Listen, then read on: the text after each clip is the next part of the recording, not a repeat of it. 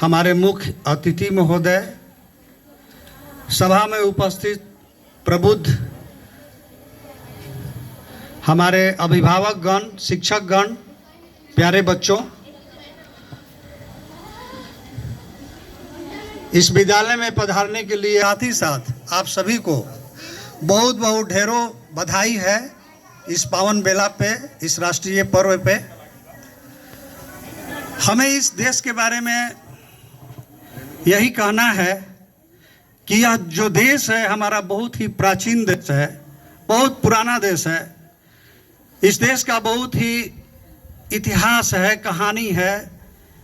अपने आप में यह देश बहुत ही इतिहास और कहानियों को समेटे हुए है। आज उस कवि की एक पंक्ति याद आती है जिन्होंने इस देश पर कहा है।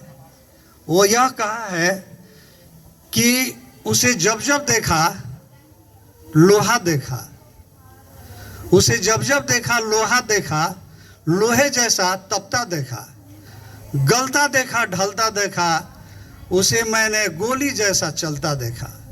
यही इस देश का कहानी है, हमारा यही इतिहास है बंधु, हमारे प्यारे बच्चों, मित्रों, इस देश का यही इतिहास है, यही कहानी है। और यह न जाने कितने महापुरुषों की यादगार और वीरांगनाओं की अपने चादर में समेटे हुए यह आज भी खड़ा है, यह भारत देश।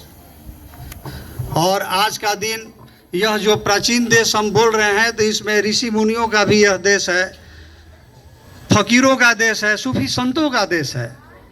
इस यहाँ देश की ये जो संस्कृति है हमारी बहुत ही रिच है। इसको पूरा विश्व ने माना कि हाँ, भारत में जो संस्कृति है, यहाँ की संस्कृति बहुत ही डेवलप। वीर महापुरुषों को जो इस आज़ादी के नाम पे अपने प्राणों का बलि दिया, उनको भूल न जाए।